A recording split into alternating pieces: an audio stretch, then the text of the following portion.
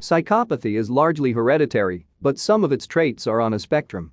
This means we all, to a degree, encompass psychopathy, and certain traits can be voluntarily developed. If your intention is to get ahead in life and rise above others in your line of work, you will be forced to work in a competitive field, not a cooperative one. Contest requires callous attributes to what the average person possesses. Competence sometimes is not enough in a competitive field. There will be resentful, envious people waiting for the right moment to use dirty tactics to tear you down. You have to equip yourself with traits that can defend and inflict the same amount of damage. Using psychopathic traits to get ahead comes at the cost of your integrity. This is a disclaimer that the purpose of developing these traits is to employ it only on those willing to use them against you. This is shadow integration. People think psychopaths have no association with emotions. This is simply wrong. They lack emotions, but they fully employ it as it is their portal to which they can exploit and conquer their victims. They manifest it themselves anytime at will, for objective selfish purposes. 1. Lack of empathy. The competitive field provides value on the basis of competence, not empathy. Detachment from emotions is a necessity. Emotional people fail to make harsh decisions in the best interest of the business because of the ramifications it has on nice people. You need to control your desire in having to care for others. You're not in such position until you care for yourself first. Then you can extend that privilege to those who deserve it and lead them.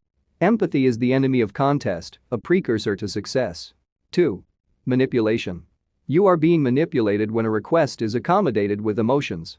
They will play victim if you refuse or rejoice if you ask for a favor, only to leverage it against you after.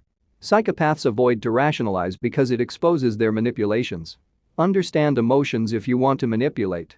If you can't manipulate other people, you're a victim of anyone who can.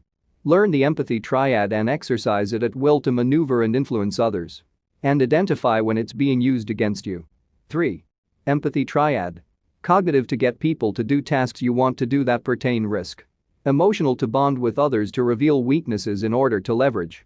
Compassionate best used by instigating a problem, sympathizing with reaction and then offering an ideal solution. Observe those who are easily irritated. They are the easiest to apply the empathy triad on and manipulate. Never get irritated yourself. Remain objective, calm and goal-orientated. If you expose your emotions, you are subject to manipulation. 4. Detached.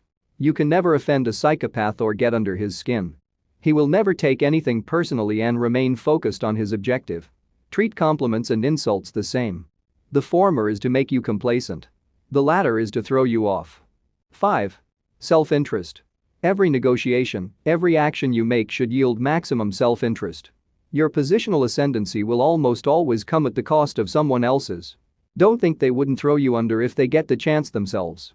You come first. 6. Indifferent. Psychopaths never reveal their interest. They in fact display behaviors that goes against their interest just to mislead others. This is paramount to negotiation and getting what you want. Act as if you're outcome independent. When you show interest, you are taking a position. When you show conviction to a position, you become entrapped. The more conviction, the more entrapped you are, the more your position can be leveraged against you.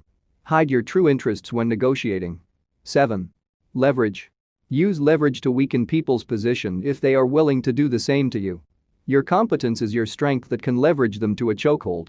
Their weaknesses are opportunities to exploit and leverage to your means. If you know they act in bad faith, don't confront them.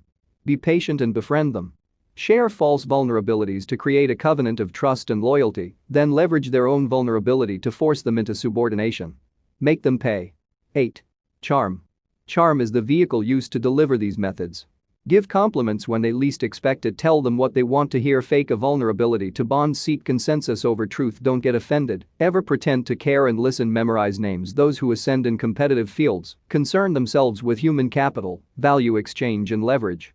They lack emotions and yet have the ability to use them to counter-manipulate others to their end. If you can't do this, you're a victim of anyone who can. No exceptions. Become a stable paradox. Equip yourself so you can obliterate those who stand against you in bad faith. Only look out for yourself. Only help others when you reach a position that disallows people to leverage your care as a weakness against you. Because they would.